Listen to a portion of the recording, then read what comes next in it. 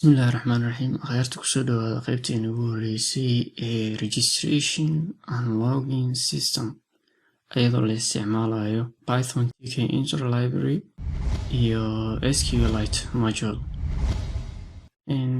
Systemkan aan dhisi doono waxaa waaye in qofku uu samaysto userkaasna uu system kusoo galo, ama haddii uu user leeyahay userkaas kusoo galo, hadduusan lahaynna uu hadda samaysto.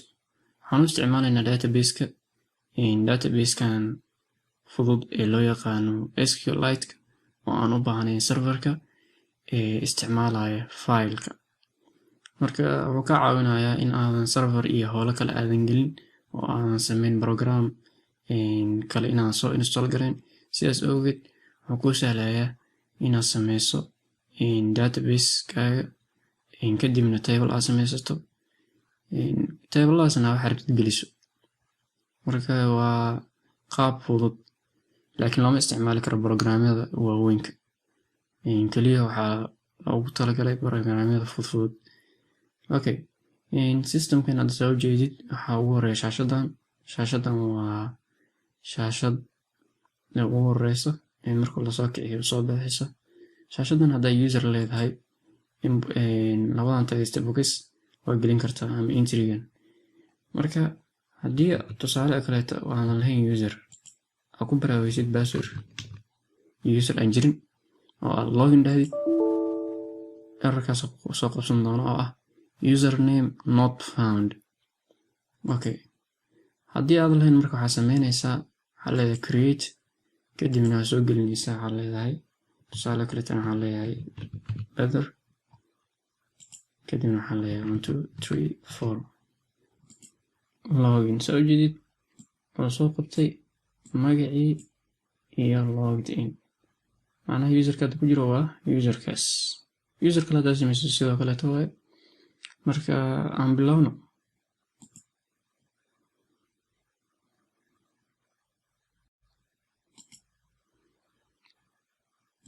Marka ugu horeyso waxaan u baahannahay inaan soo import garayno. Horta waxaan qoranaynaa imports,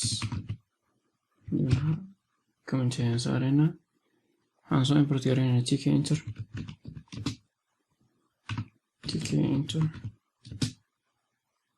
import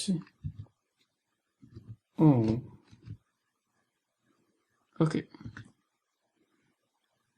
Next waxaan samaysanaynaa class la dhahayo main,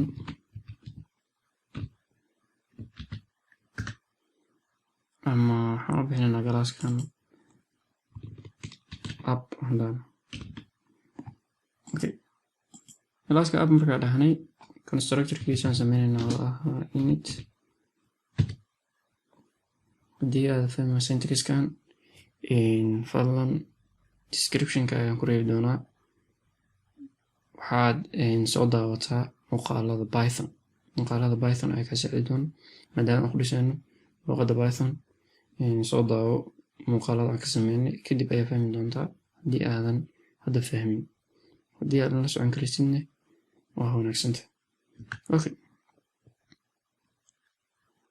windowga waxaa ugu horeeyo waxaa waaye windowga waxaan samaysan doonaa screenka oo ah screen. Okay, screenka sida loo sameynaa, waxaa la sameynayaa, waxaa leeyahay marka hore loo soo baasayaa inta, waxaa leeyahay win markii la yiraahdo, kadib self dot win is equal to win. waxaan inshalas garaynaynaa shaashadda ugu horeysay. waxaa inoo xigo some variableska, meeshaan kusii qoranaynaa some variables. Okay, variableskan waxaa waaye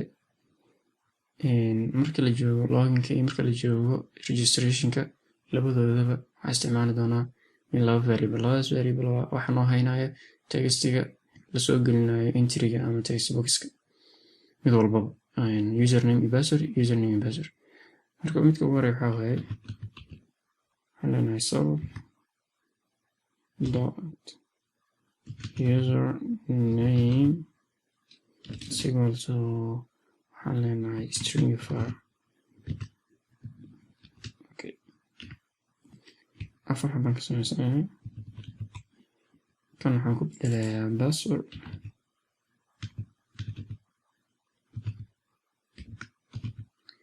password markaa kan dhahayd kan waxaa ka hormarin doonaa in underscore aan dhihi doonaa kan in underscore si suu ekaan. Okay, intaas markaa sameeyey waxaan ku xujin doonaa function ay qaban doonta in widgetska shaashada lagu soo bandhigo. waxaan leenahay marka intaan functionkaas gaarin shaashada horta aan sameeyo. shaashada haddaan rabo inaan sameeyo waxaan adeegsan doonaa conditionkaas mar walba waa la adeegsadaa. waxayna kuu sahlaysaa faylkaad taaganta inuu noqdo midkaaga mainka ah koodka aan ku isticmaalaysid. Okay, waxaa inoo xiga marka object waxaan ka samaysan doonaa tk object aan ka samaysanaa waa screenkaas waxaa u baasi doonaa classka mainka si hadhowti classkaas u shaqeeyo oo u qaato rootka. marka waxaan samaysan doonaa screenkii waxaan leeyahay screen is equal to tk. markii aan dhaho kadib waxaan leeyahay root screenka root beer root dot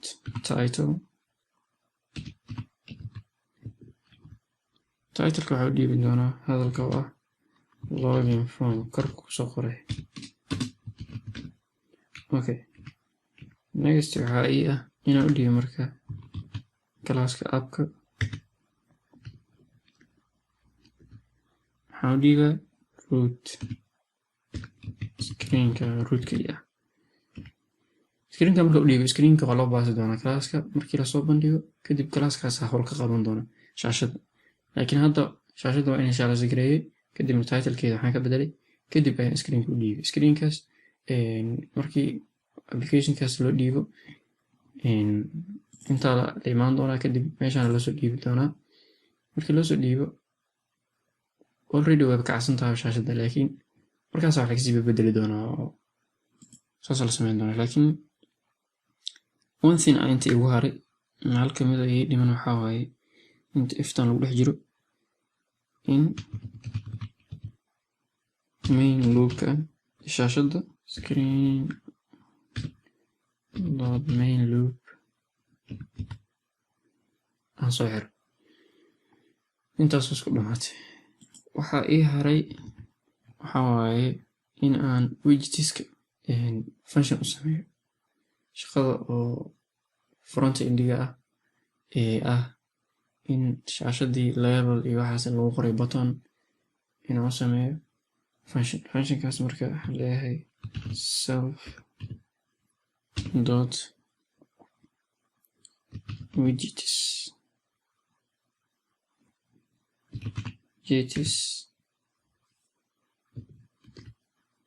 Okay, hadda kadib aan sameynaa markaa xigi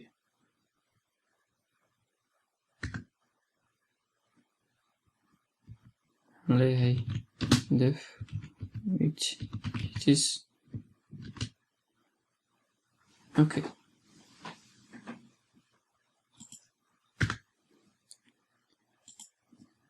ayada wax barometer ma qaadan doonto. kaliya waxaan ku sameynaynaa waxaa ugu horeeya marka ayada headka waxay initialize-gareyn doontaa tusaale oo kaleeto. hadda meeshan bas aan dhaho haddaan rangareeyo shaashadda waa tan. shaashadda hadhowti intaan qaybtan kore waxaa lagu soo qori doonaa far waaweyn oo ah login form. login formka lagu soo qoro kadib aad text boxyada iyo waxaas la sameyn doona. Marka kan ugu horeeya sameynayna login formka textigaas iyo labelada oo username iyo passwordka iyo kadib entryyaasha kadibna labada button oo ah login iyo create account. intaas aan marka ugu horeysa sameynayna qaybtan ugu horeysa. Okay, waxaa ugu horeeya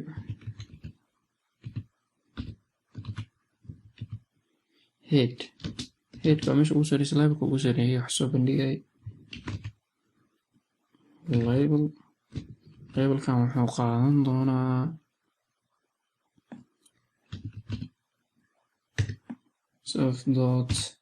self.win kadib waxaa ku xigo textka lagu qori lahaa oo ah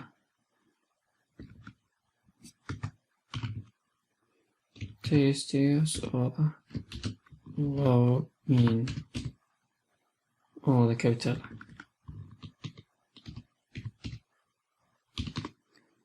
login. Okay, next waxaa inoo ah inaan back dhahno. back intaan dhihin laakiin fartiisa aan xukumi doonaa. fartiisana waxaa ka horeeya fartiisa waxaa ugu horeeya waxaan leenahay font kuna mid tahay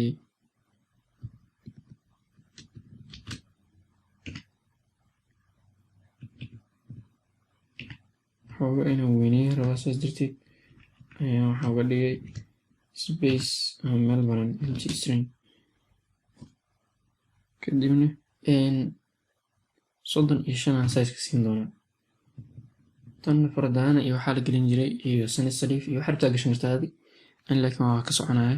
paddingka waxaan rabaa kor iyo hoos inaan kasoo sakeeyo kadibna waxaan leeyahay pad y haddii waxaan aad fahmi laadahay tkinterka laftirkiisa waxaan kasoo sameynay muuqaalo ka laftirkooda descriptionka ayaan soo dhigi doonaa. pad y waxaan leeyahay 10k waxaa inoo xigo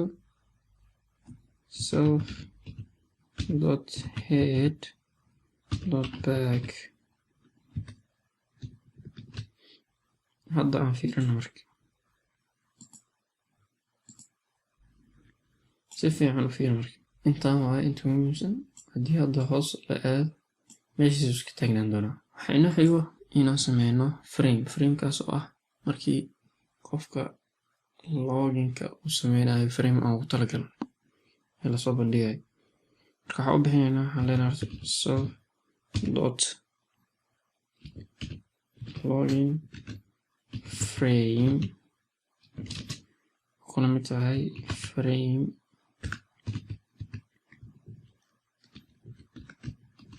frame markaa dhahno waxaa inoo dhiman frameka xagga la dhigaa waxaa la dhigayaa screenka.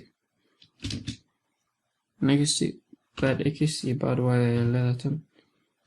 padin x-ka waxaan ka dhigaynaa 10 y-na waxaan ka dhigaynaa pad y-na waxaan ka dhigaynaa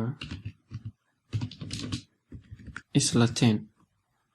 okay, next waxaa inoo ah labelka ugu horeeya usernameka entry oo asna laga rabo usernameka iyo passwordka oo asna laga rabo level iyo entry iyo labada button oo ah loginka iyo create account. intaasaan oo dhiman bas.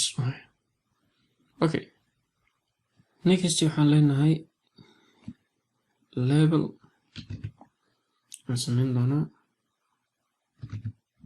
labelkaas markaa sameysid waxaa leedahay self dot login frame. intaas markaa dhahdid next waxaa inoo ah textiga labelkan ugu qorayaa ah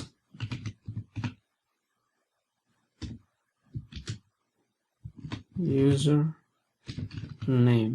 fontigiisa waxaan ka dhigaynaa 20.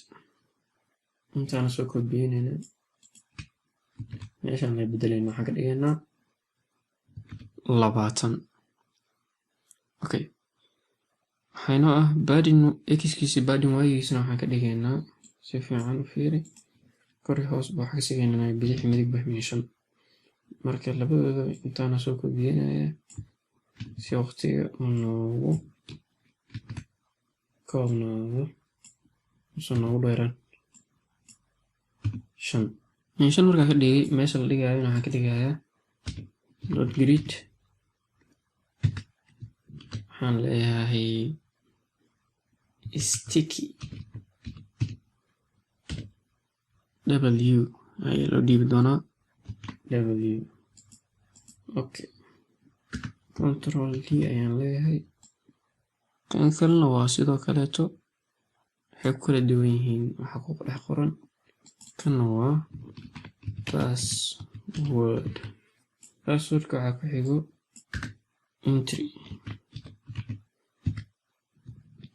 entry marka shaqada laga rabo waxaa waaye shaqadan intaan waa ka sameyn yihiin asiga text looguma qoraa laakiin okay intaas markii la sameeyo text variable ayaa entryga loo sameeyo text variable maadaama anaga variablada hore aan soo sameynay ka qaadayeen qiimana u dhiibayeen text inputka sidaas darteed waa in text variable username okay waxayna xiga optionka kale waxaa waaye borderkiisa 5 laga dhigayaa kan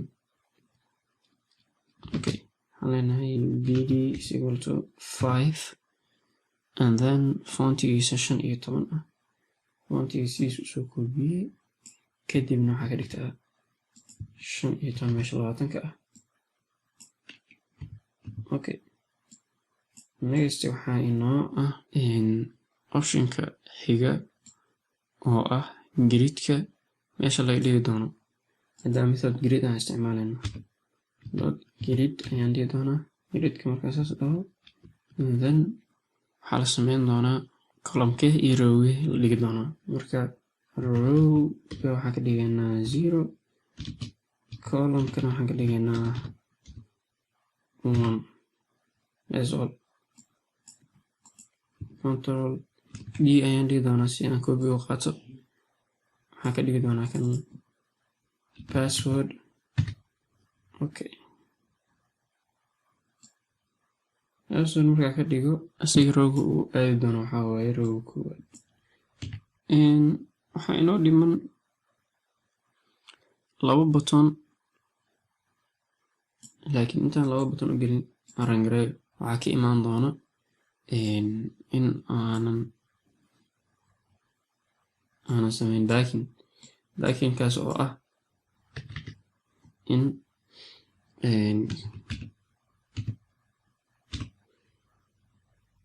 login frameka backing loo sameeyo si ay usoo muuqato okay hadda arrangareeyo si fiican fiir hadda okay hadda waa nadiif waxaa inoo xigi 2 button ee ka hooseeyey 2 button waxaa lagu qori doonaa kuwan korkooda waxaan leenahay buttonka ugu horeeya mar walbaba waxaa la dhigayay kan laakiin laba frameka dhexdiisa ayaa la dhigayay ama login frameka dot maxaa u dhahay wax kale uma baanin textigiisa waxaa ka dhigayaa login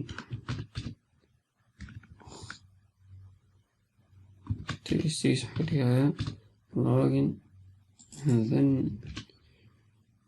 saasaan u bedelay okay borderkiisa waxaa ka dhigayaa isna 3 and then waxaa inoo xiga fontiga waxaan kasoo koobiyeysanaya kuwii hore kan ayaan kasoo koobiyeysanaya okay fontiga waa soo koobiyeystay waxaa inoo xiga paddingkiisa marka paddingka wuxuu kala mid yahay kuwan.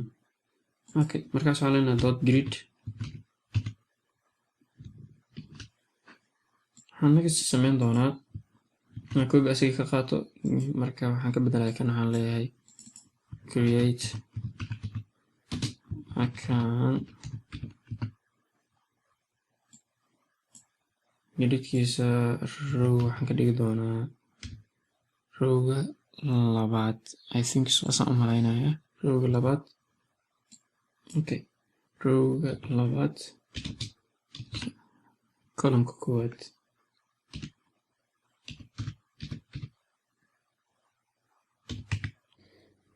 marka qaybtani ugu horeysay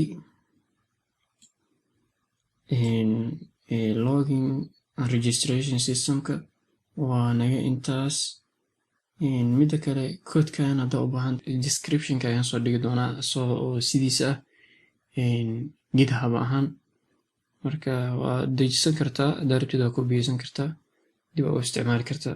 fadlan haddii videogan ka heshay subscribe dheh, sidoo kaleeta like saar si ay dad badan u arkaan, asxaabtaadana la wadaag.